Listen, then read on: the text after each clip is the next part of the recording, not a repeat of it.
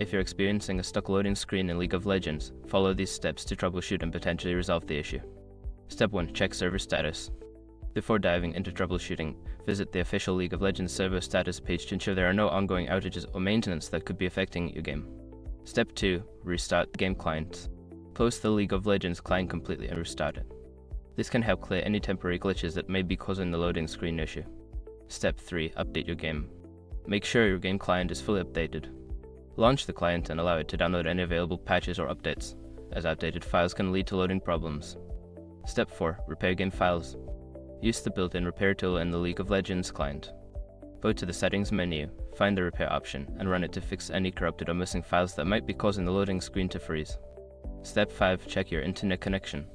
Ensure your internet connection is stable and fast enough for online gaming. You can try resetting your router or connecting via a wired connection instead of Wi-Fi to improve stability. By following these steps, you should be able to resolve the loading screen issue and get back to playing League of Legends. If problems persist, consider reaching out to Riot Games support for further assistance.